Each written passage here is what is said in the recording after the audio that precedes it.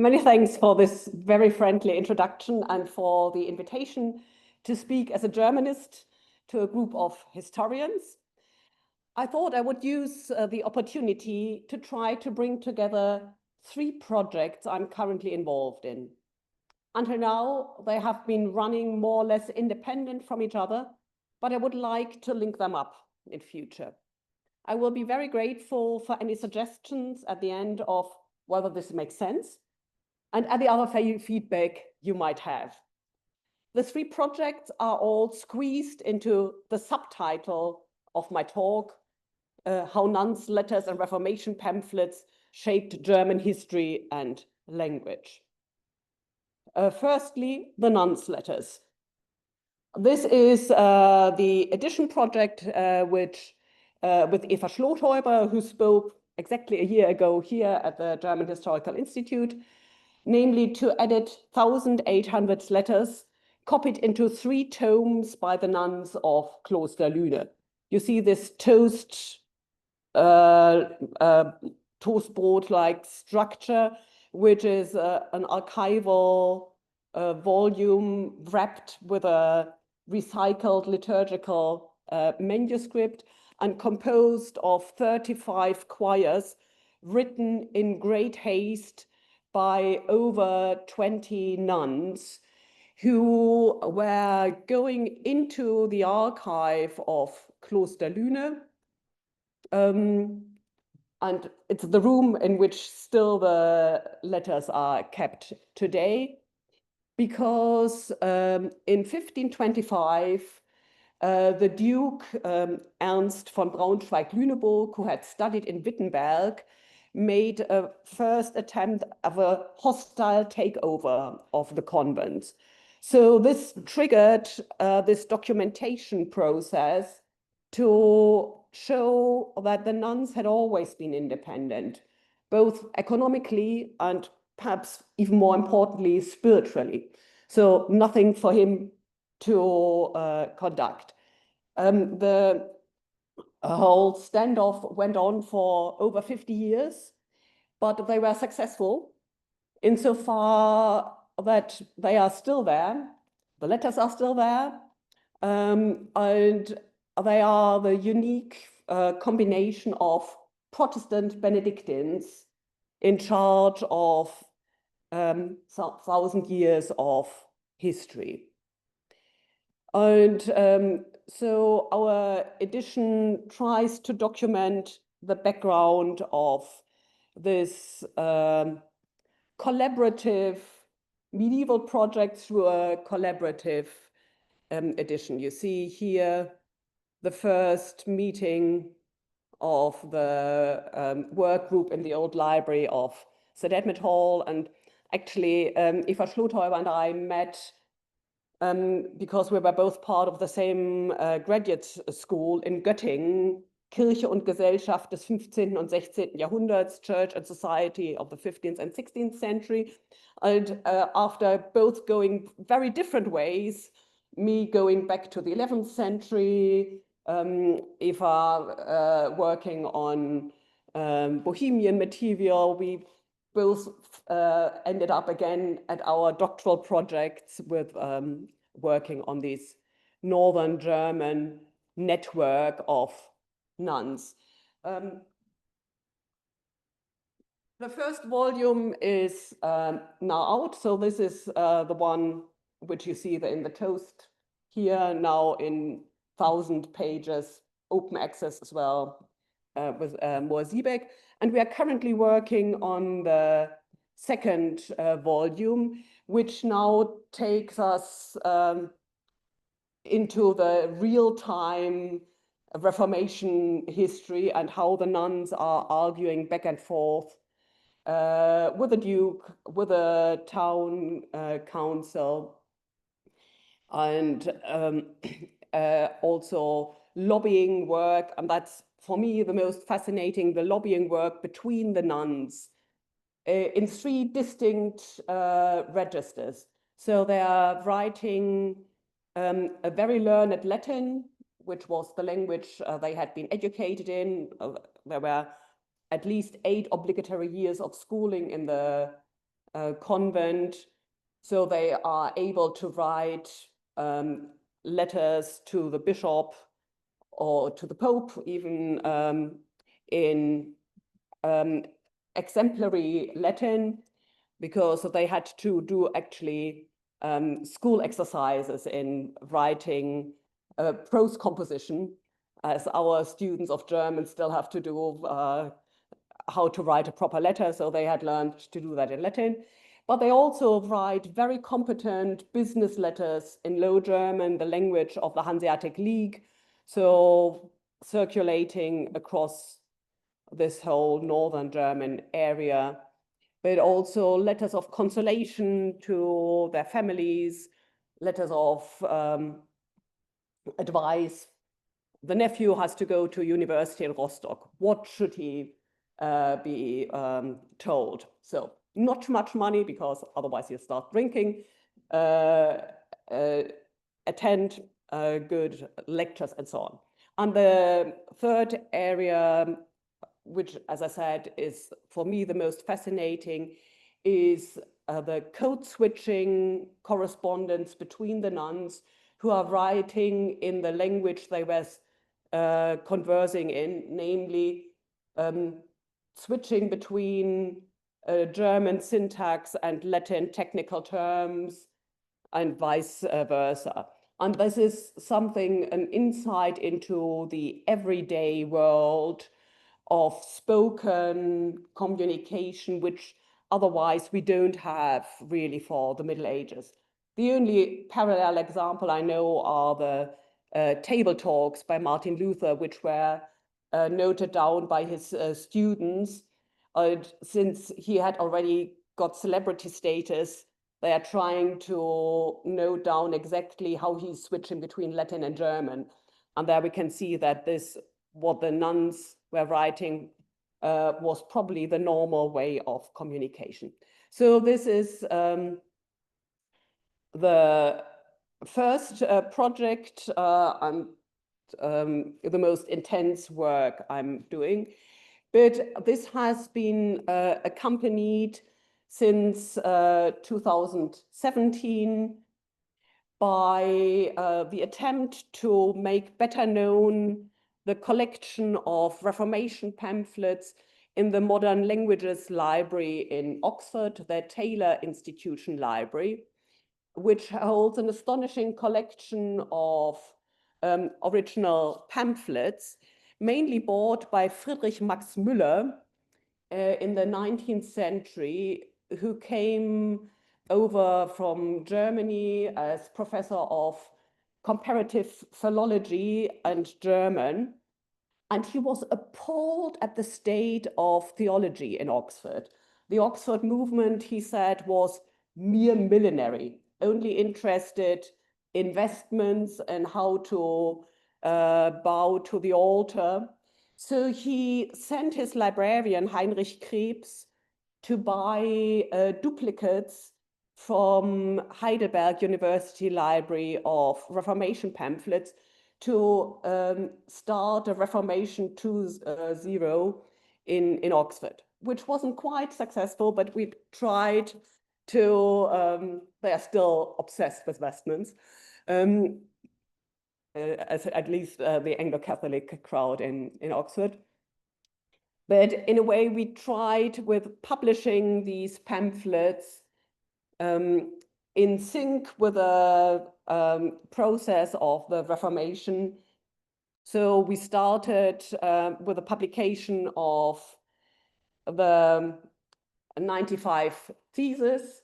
And I combined that with a teaching project. So we were typesetting always also what was it. And if the Reformation had depended on us, it would never have happened, because it took us a year to get this. That's a different story.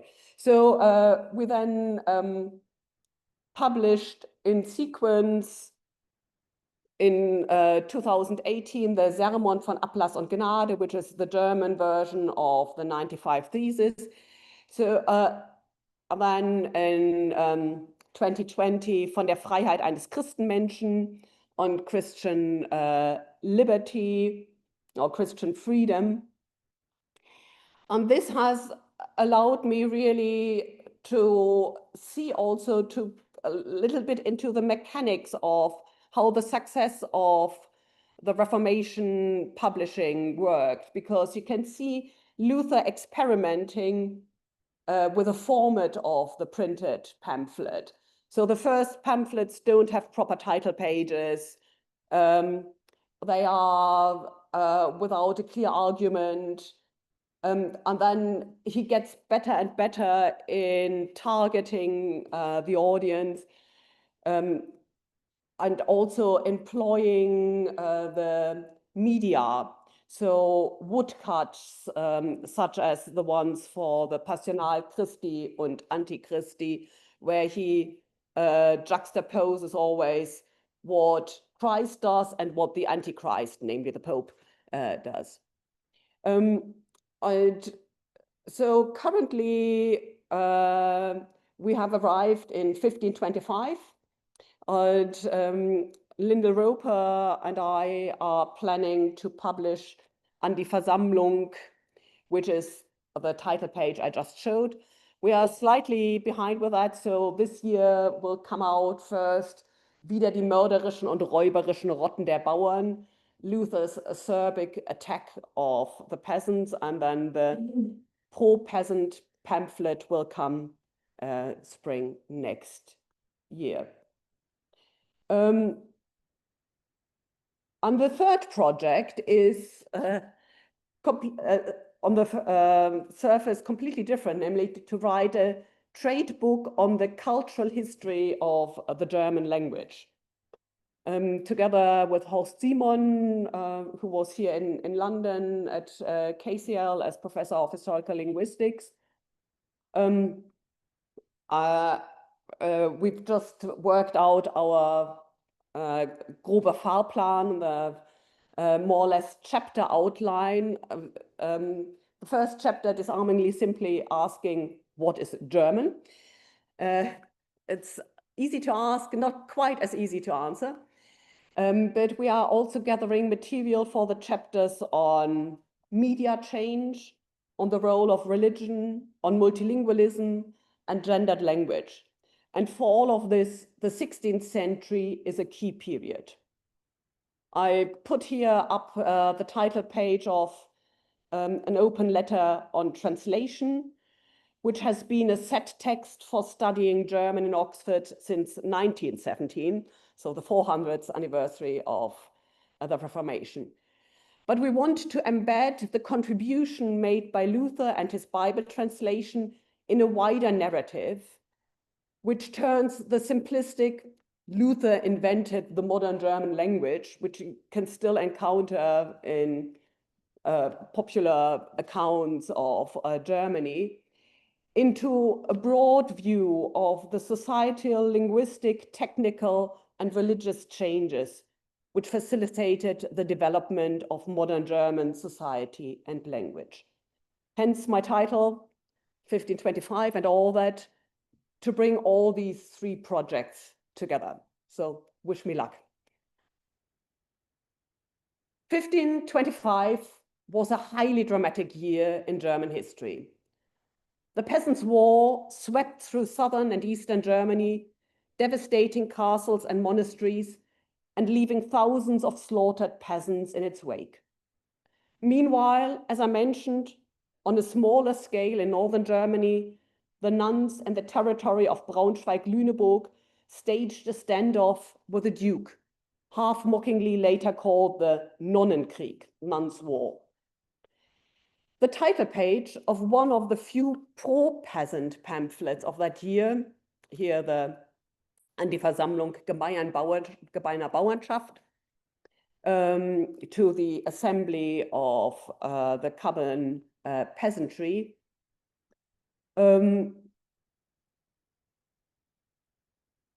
captures this dynamic by adapting the imagery of the Wheel of Fortune, das Rad der Fortuna, Glücksrad.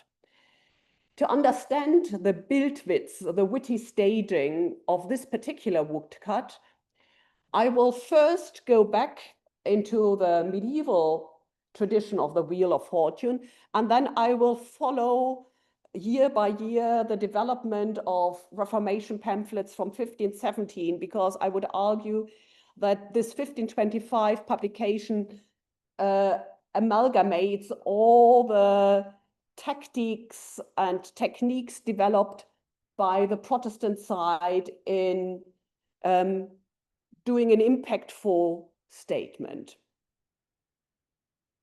So first, a quick look back to the Wheel of Fortune.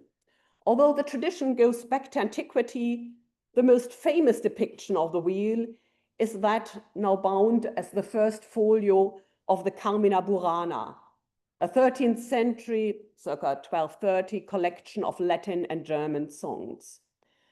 The crowned figure of Lady Fortune sits in the center of a wheel, gesturing with her right hand up, next to a social climber who has swung one leg over a spoke and is reaching for the throne above him. I'll just zoom in slightly. So you see here Lady Fortune crowned, here the social climber with his leg over the spoke and claiming regnabo, I will reign, I shall reign. Above him, the current post holder got as caption regno, I rule. He sits cross-legged in elegant red stockings with a scepter and a crown which mirrors that of Lady Fortune below him, but it is not to last for long. The same crown can be seen falling down here next to the caption Regnavi, I have ruled, no longer.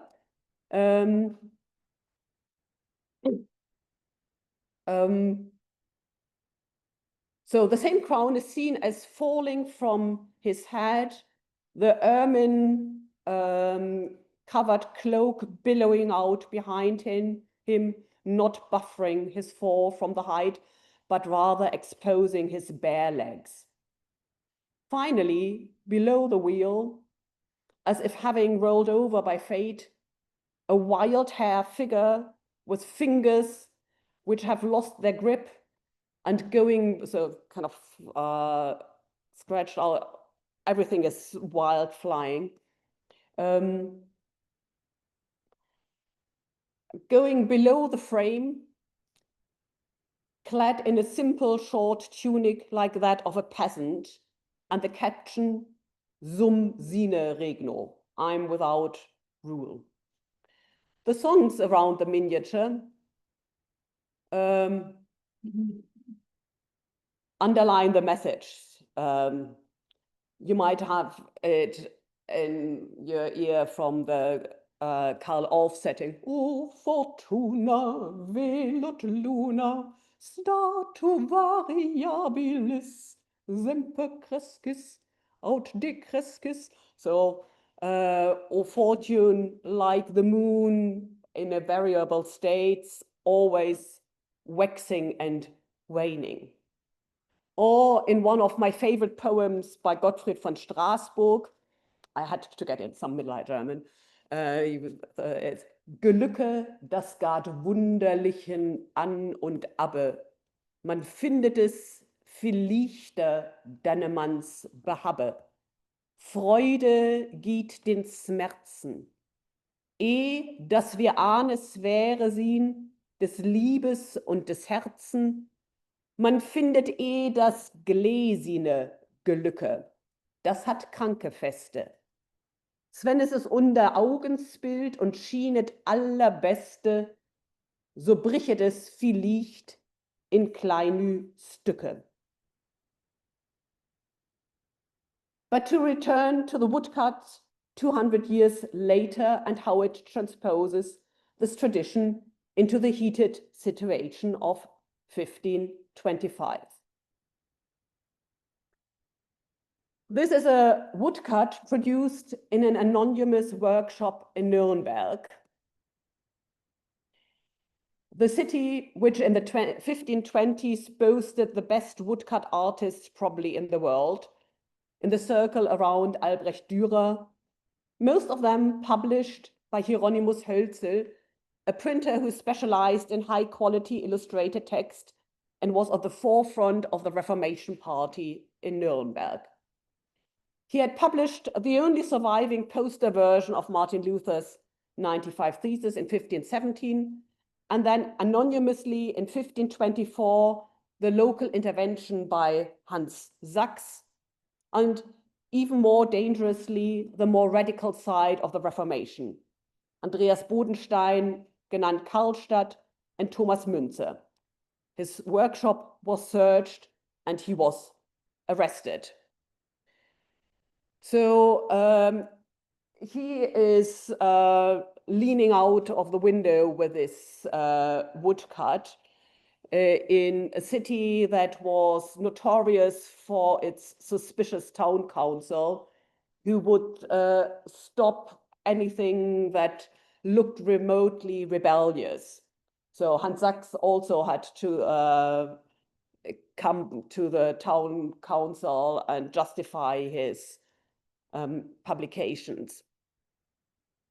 And here, Lady Fortune has stepped down from her lofty throne. And if you compare the dress, you can see this isn't the queen with a crown. Rather, she is wearing a headband like an artisan and has a kind of Ärmel hochgekrempelt. So she has a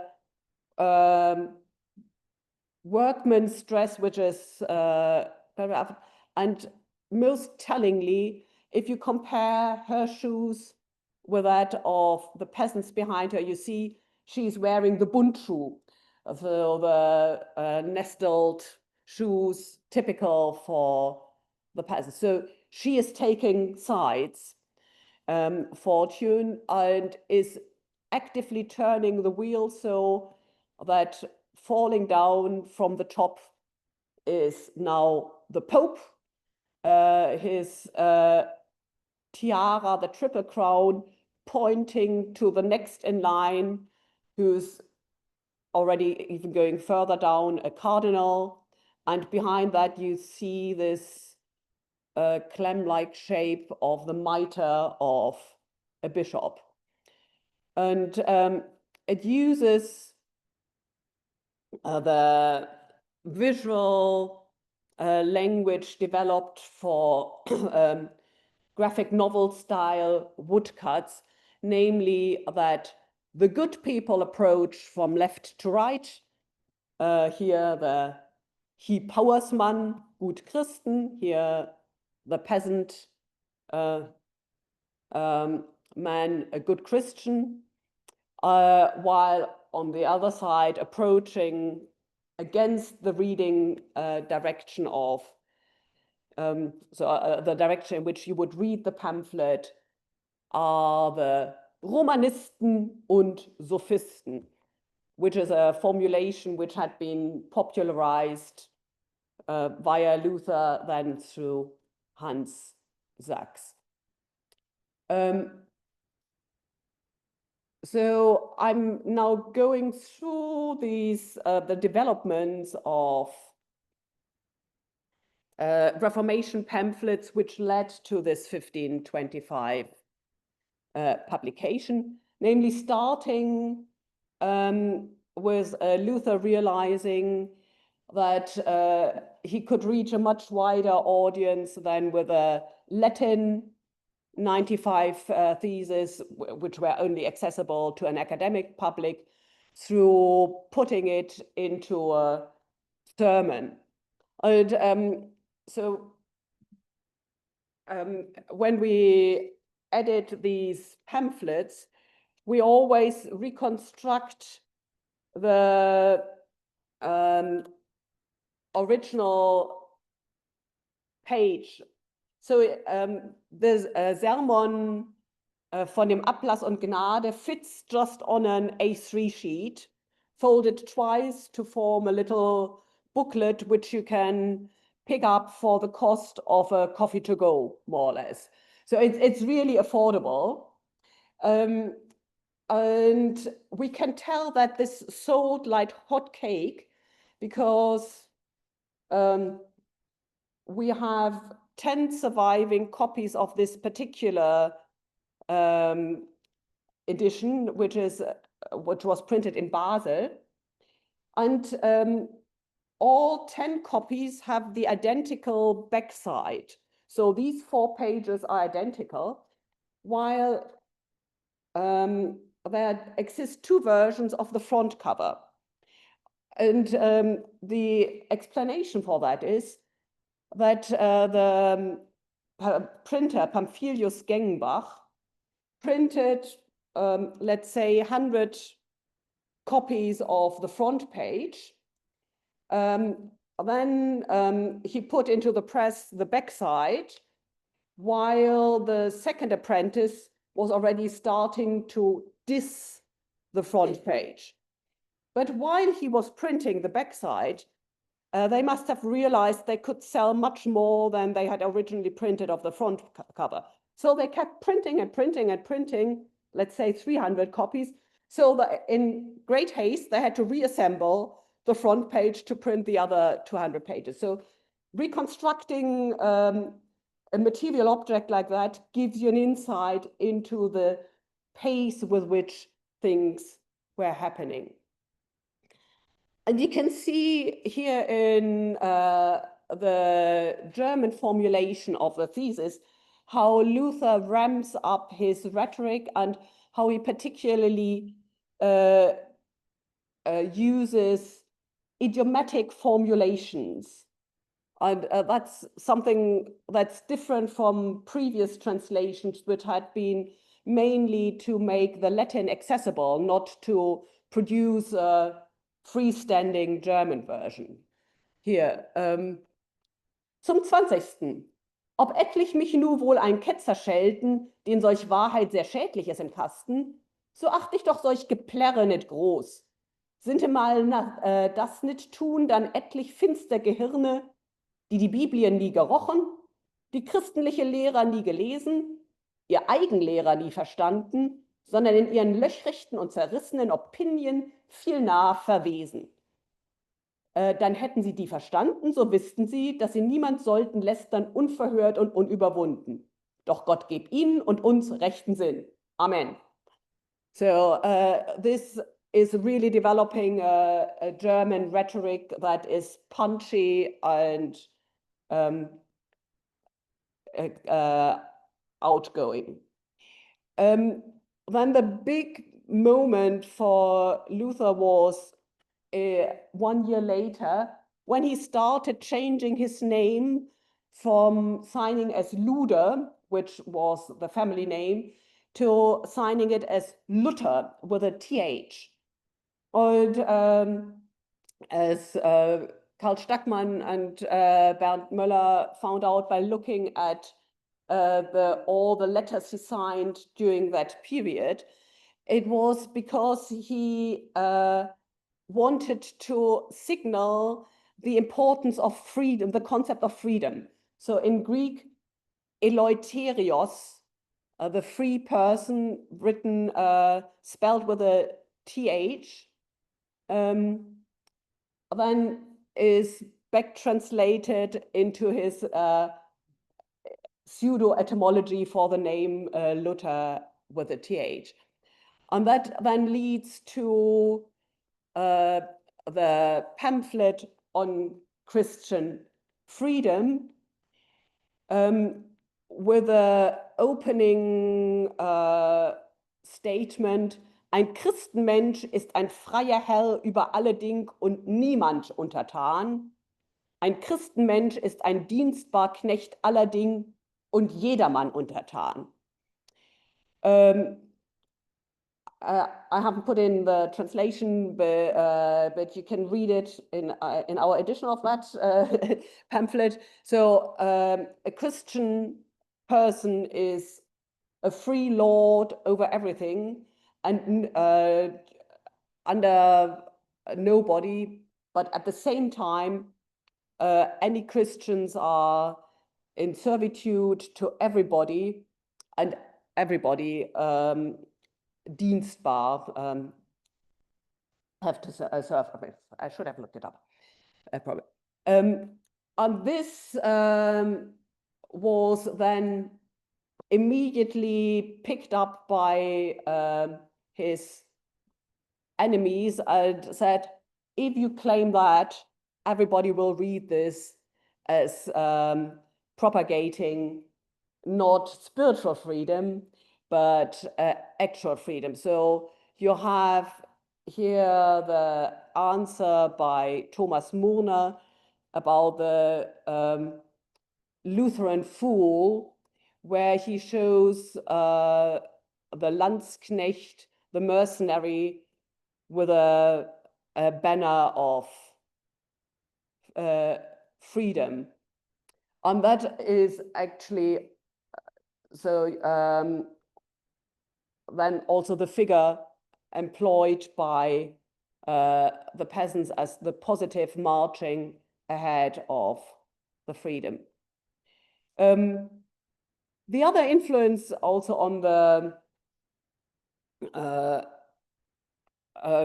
Wheel of Fortune is the Passional Christi and Antichristi, which I had mentioned, which shows here Christ riding from left to right on the donkey, while the Pope is riding from right to left on a horse. But to come now to the Nuremberg publications of Reformation pamphlets, there 1525 was also a decisive year, because it was the year in which the town council held a public debate between the Catholics and the Protestants, and then decided the Protestants had won and became the first Protestant imperial city, while at the same time holding the peasants at bay. Banning anybody who was preaching in the guise of peasant here, like the peasant of Würth. But what influenced also the 1525 An die Versammlung were Hans Sachs' publications. Hans Sachs had started his life as Meistersinger, so writing religious poetry. And then in 1520, he stopped writing completely and spent 3 years just reading everything that Luther had published, and then coming out in 1523 as a strong supporter for Luther. First with his pamphlet Die Wittenbergische Nachtigall, where he praises Luther as the nightingale announcing the new dawn. And then with a really funny 4 Reformation dialogues in 1524, so that was our last year's publication, where he has his alter ego, the cobbler Hans, take on the pompous canon. We have here, you were canon, weren't you? So yeah, Lucian Shepherd, who was a master student last year, performed in the dramatic rendering of this dialogue. Would you be up to yeah.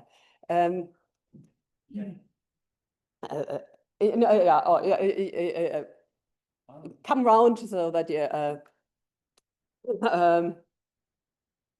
if come here so that you are in the. Can you read that? Wait, she's there. So I'll be the Schuster and the Köchin, and you can be the Chorherr. Ah, ja. Bonus dies, Köchin. Semper quies, seid willkommen, Meister Hans. Gott dank euch, wahr ist der Herr. Er ist im Sommerhaus, ich will ihn rufen. Herr, Herr, der Schuhmacher ist da. Ah, bene veneritis, Meister Hans. Deo gratias. Was bringt ihr mir die Pantoffel? Ja, ich gedacht, ihr wärt schon in die Kirchen gegangen. Come on. Nein, ich bin hinten im Sommerhaus gewesen und hab abgedroschen. Wie haben die abgedroschen? Ja, ich habe mein Horas gebet und horn alle mit meiner Nachtigall zu essen geben. Herr, was haben die für ein Nachtigall? Singt sie noch? Oh nein, es ist zu spät im Jahre. Ich weiß, ein Schuhmacher, der hat ein Nachtigall, die hat erst angefangen zu singen. Der Teufel holt den Schöster mitsamt seiner Nachtigall. Wie hat er den allerheiligsten Vater, den Papst, die heiligen Väter und uns würdige Herren ausgehöllt wie ein Hollybub. Thank you. So this shows you what a dramatic development, even from then 1518, the linguistic play with the Reformation tropes has taken, and how a poet like Hans Sachs can take elements of Luther's preaching and run with it and turn it into something that is really having a much wider impact and which can also be performed and taken on orally. Now I'm jumping into my other part, and bear with me, there will be a joining of the two things, namely the language developed at the same time in northern Germany. So we've just been dealing with Nuremberg, north of Bavaria. Now we are in the Low German region of Lüneburg. And I wanted to show you one of these letters that were copied in 1525 by the nuns, namely a letter that praises the life in a convent as the living paradise. So exactly opposing the Reformation pamphlet I just jumped across. 1523, Luther published Warum Jungfrauen ihr Kloster göttlich verlassen mögen, so justifying the leaving of the convents by Katharina von Bora and the other nuns,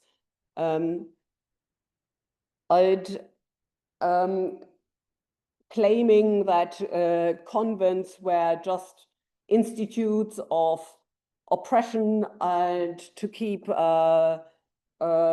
women behind bars and unenlightened.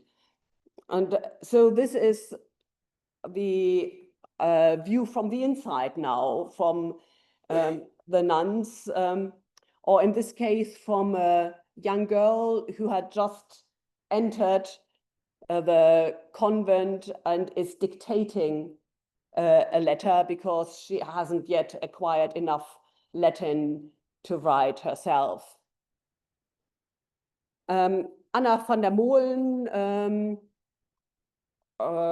came from a patrician family in Lüneburg and is writing beginning of the 16th century. And it's in this first volume. Kindliche Läve to foren. Min alder läves de N und de N. So it's anonymized in this copy because they probably just kept the draft letter to be able to use it again for fundraising purposes. It reminds me a lot of college efforts where you have the Teleton where current students will phone alumni and talk about how wonderful the college is and how much more wonderful it would be if there was a bit more money for the next building project. So this is addressed to her parents, but not just to her parents, going beyond that. Ik juwe leve dochter, do ju gläfliken weten, dat ik van Gottes Gnaden sund und wohl zu passen bin. Und mach hier gerne Wesen in diesem Kloster. Und ich danke jü des von allem meinem Herzen, dat je meinen Willen dan hebet und hebet mir dazu holpen, dat ich hier innekommen bin und hebet mir dazu geben allend, was ich bedarf hätte. Ich hoffe, wann ich nur größer werde, dat ich dem Leben Gottes hier in diesem Weingarten Däne mach. So will ich dat mit meinem Bäde verschulden und de jü abverdehnen. Und wat ich jü lovede, da ich bi jü was, dat will ich mit der Hilfe Gottes wohl holden und vollbringen. Und will unser Leben domnen und all den Leben Jungfrauen gerne behörig und zu Wellen wissen, wo ich kann nach allem Vermöge. Und ich bin, Gott heft Lof, in eine Quade da gekommen. Unser Leben Domina heft mir so lev, als ihre lief. Ich äte mit ihr und ihrem Vater und trinke mit ihr und sie sucht mir ja alle Tiet das Beste ut. Und de gift mir Faken, de Kühleken und de Flögelken von dem Hörneken und de Knökeken von der anderen Spiese, die ich gerne mag. Die lässt sie mir alle Tiet ut suchen und ich sage jo Faken zu ihr, Och, lebe weske Domina, ich wollte, dat mein Leben en und de en wüssten, dat ich hier so wohl bin. Und wann ich ein Vögelken wäre und hätte 2 Flüchte, so wollte ich zu ihm pflegen, wollte ihm sagen, wo lev je mir hebet und wo viele je mir geben hebet. So secht denn de weske Domina, nein, mein Lebekind, ich mach diener nur nicht ein Bären, ich will bitten den heiligen Geist, der schall also ein wie Düve pflegen, hinter dienen Leben en und de en und geben jüm in ihre Härte, dat du hier nicht övel bist. All der lebeste en und de en, wann ich noch all 2 Flüchte hätte und konnte zu jü pflegen, so konnte ich doch dat Altomale nicht trägen und mitnehmen, wat mir mein Leben weske Domina und die anderen Jungfrauen Tomale geben haben. Hierum bitte ich jü fründlichen und de Läflicken, dat je jüg zufriede geben und wille ins zu mir kommen, als ihr ersten konnt, wenn ich habe 2 Stunden noch mit jü zu sprechende und wird jü noch zu sagende, dat ich jü nu Altomale nicht kann skriven. Und det bringet jo minen Bohlen und min Enmette und säget jüm so viele gute Nacht, also man ich Blömeke in diesem Sommer wassen was. Und hebet je auch, dreht 100.000 gute Nacht. Und weset Gott befohlen, sund und selig zu langen Tiden. Geskreven und eine Moleken ihrem Munde mit fremder Hand. So, here you have a different register, but something that equally virtuously, not virtuously, virtuose in a very clever and idiomatic manner manipulates the German language. So you have in the same range of time these polemical use of idiomatic German, but also this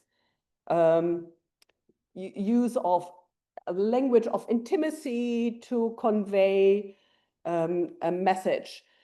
And that is, and this would never have come to light because it wasn't meant for publication if it hadn't been for the external threat to the convent by the Pope.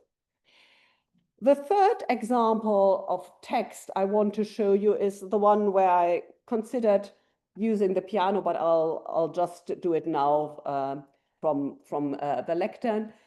And that is the first hymn written by a woman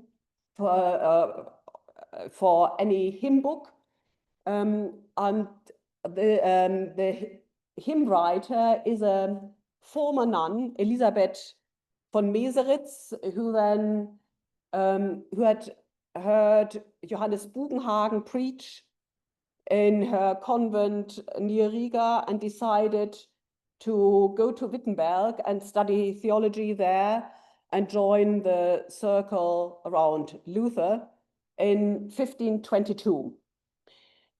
And in 1522, Luther had reached the next stage in his dissemination strategy, thinking it's not enough to translate.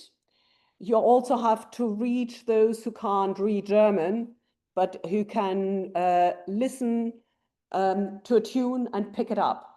So he sent out not a call for papers, but a call for hymns among the circle of learned theologians in Wittenberg. And Elisabeth, who was just at that point getting betrothed to the professor of Hebrew, Caspar Cruziker, was the first to answer this call.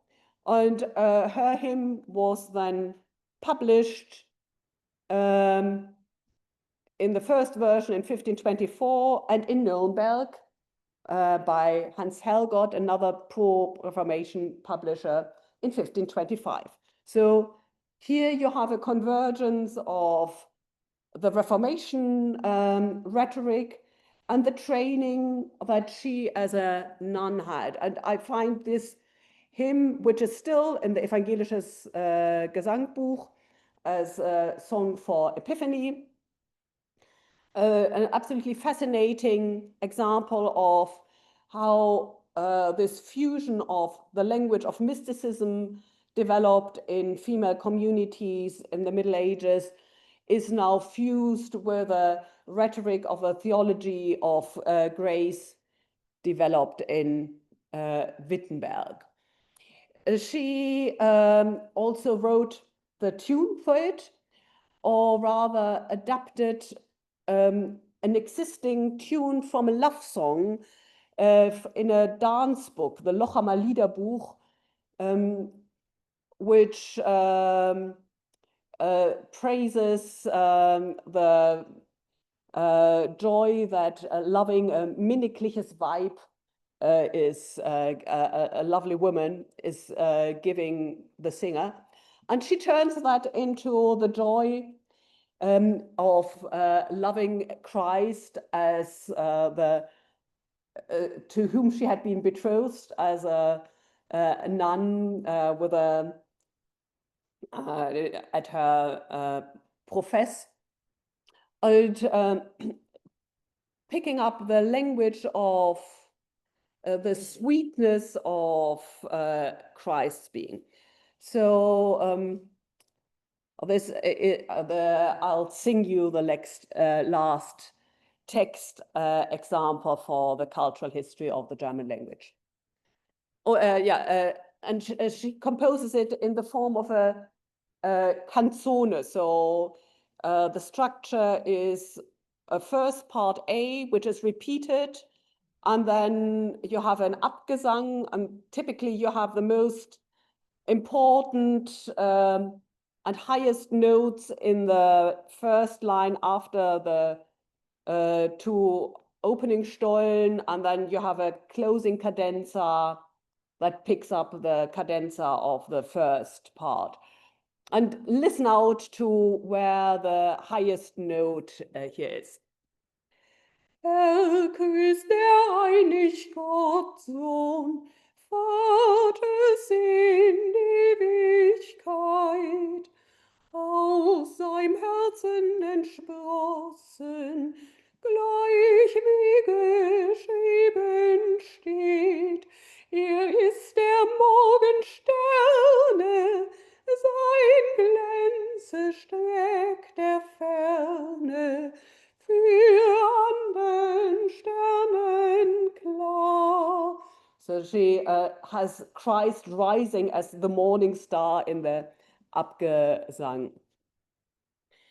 Für uns ein Mensch geboren, im letzten Teil der Zeit, der Mutter unverloren, ihr jungfräulich Keuschheit, den Tod für uns zerbrochen, den Himmel aufgeschlossen, das Leben wiederbracht. And what I've put here on the right-hand side is a contemporary translation into English by Miles Coverdale, who was also the person who finished Tyndale's a Reformation translation of the Bible into English. And his version of the Psalms is still sung daily in Oxford and in cathedrals as part of the Book of Common Prayer. So he also saw the potential of these hymns as making a real impact beyond the learned society. And the course of English history might have been completely different if this book hadn't ended up on the index. So only one copy survives in the Queen's College in Oxford. We edited it 3 years ago. And the next translation of hymns was then only done by the Methodists. And so England remained an unsinging nation for at least not hymn singing nation for several hundred years, and lost out big, I'd say. I would argue that the hymns are actually the best part of the Reformation heritage. So I'll sing the last three verses. And would ask you to watch out for how she ends each verse in a Christological statement, and how the Süßigkeit im Herzen is really quoting this the German mysticism of the likes of Mechthild von Magdeburg. But then the strongest statement comes in the last verse. So, lass uns in deine Liebe und Kenntnis nehmen so, dass wir am Glauben bleiben und dienen im Geist so, dass wir ihm mögen schmecken, dein Süßigkeit im Herzen und dürsten stets nach dir. Du Schöpfer aller Dinge, du väterliche Kraft, regierst von End zu Ende, kräftig aus Eigenmacht, das Herz uns zu dir wende und kehr ab unsere Sünde, dass sie nicht von dir.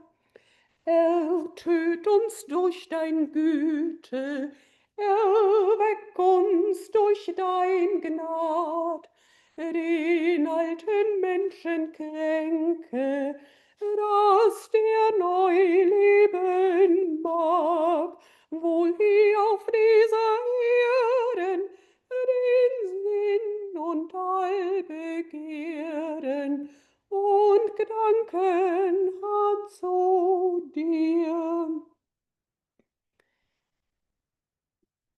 To sum up, what I wanted to show today was how the dynamic, arguably starting German modern language and society unfolded in the years since 1517. Luther's Thesenanschlag probably never happened with him swinging a hammer. So this is, he was fairly impractical. Cater had to do all this. And also he was much too clever to just rely on one copy being nailed to door. Rather, he sent it out in the printed editions to multiple addressees. So this is a 19th century fiction. But the dynamic set in motion by printing the 95 theses, then translating them and getting to people to make the message singable signal a turning point for the linguistic history of German.